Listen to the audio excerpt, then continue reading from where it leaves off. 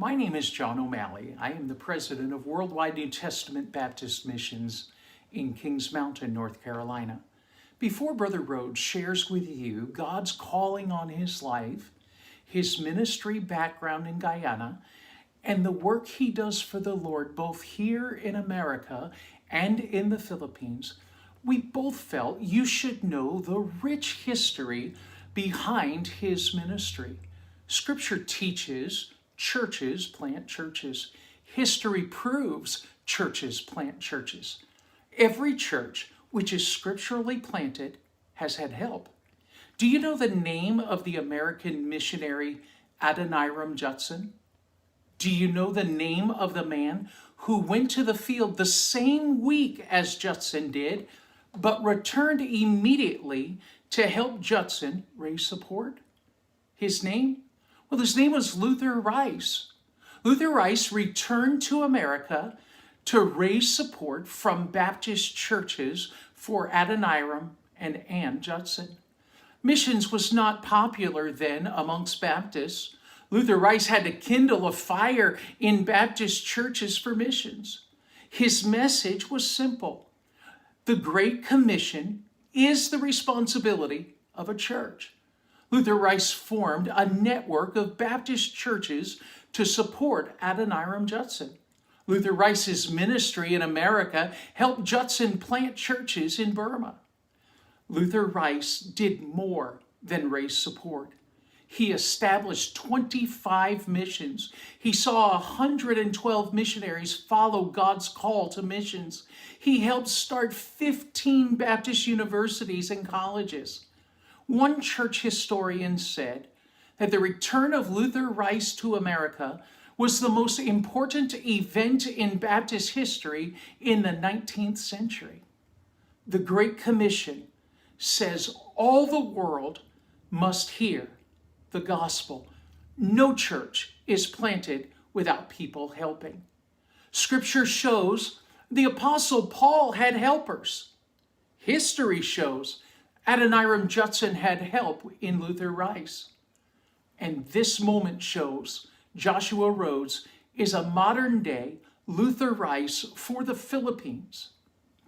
Please listen to how God made Joshua Rhodes a helper to the Philippines.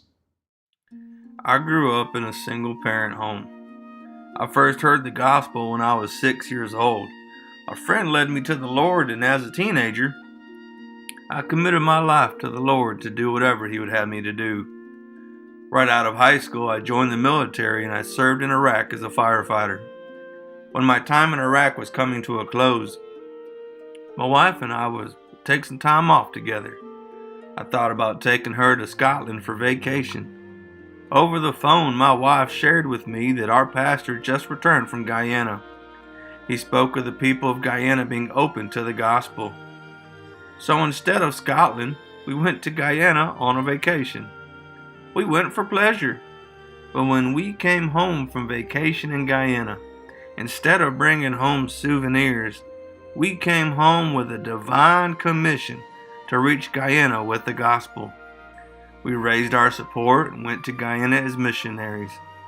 While in Guyana, we went soul winning. We conducted men's and ladies' Bible studies. We held tent crusades. We distributed 2 containers of scriptures. We watched God grow a church. When we left Guyana, a self-supporting church was in place with a national pastor. That church continues today. We returned from Guyana to our home church, Faith Baptist Church in Shelby, North Carolina. God aligned the timing of our return from Guyana with the expansion of Faith Baptist Church's Philippine ministry. My pastor, Barry Goodman, said, "Josh, I would love for you to help with the Philippine ministry." He went on, "With your involvement, we can do more. We could see more churches planted." Suddenly, things clicked in my heart and mind. I saw what God did in my life. God taught me how to be a missionary church planter in Guyana, so I could be a helper to church planters in the Philippines. I thought, how does something like this happen?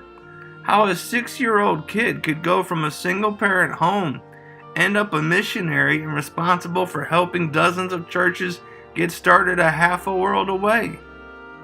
The best answer I can give is, God opened my heart, and every time God opened a door, I said, yes, Lord.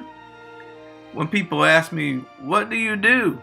I tell them, I connect Philippine pastors and American churches in the work of the Great Commission. I show churches how they can invest in infant churches in the Philippines until they are on their own. When people ask, how long does it take to get a church going? And how much does it cost? I say it takes a couple of years and a little bit of money. Some men receive $50 a month, others a little bit more per month. The support and gifts churches raise enables a pastor to give himself full time to reaching his community for Christ.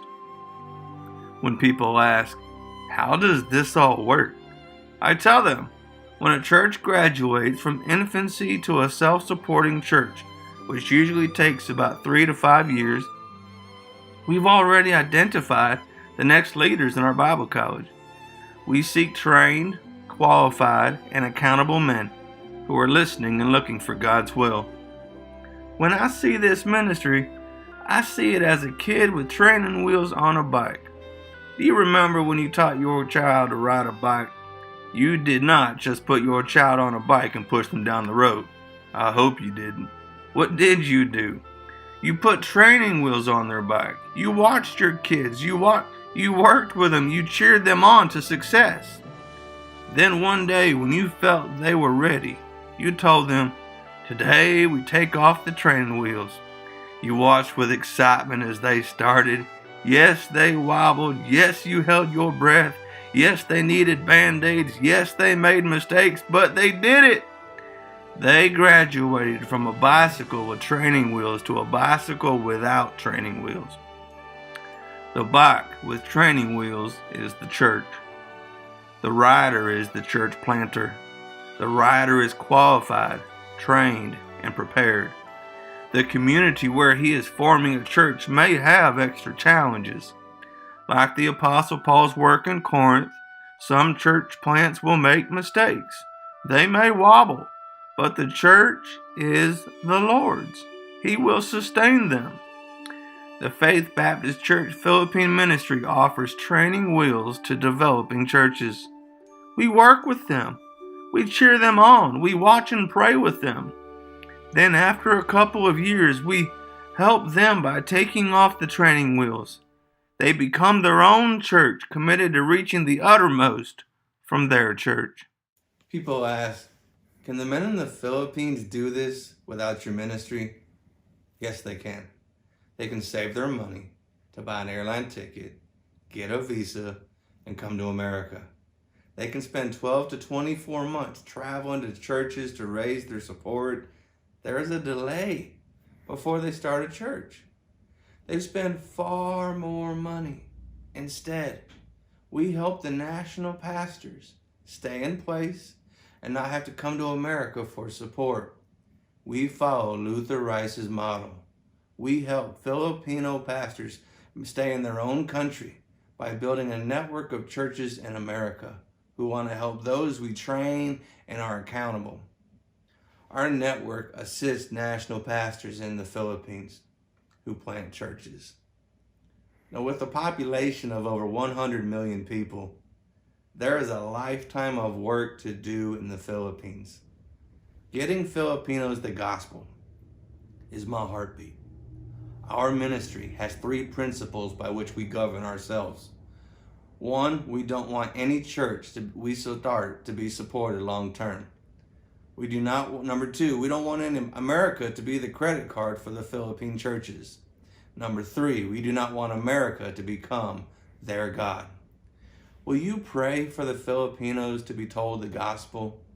Pray that we will find the right men to go to their God-assigned places and to tell the story which will change their eternal address.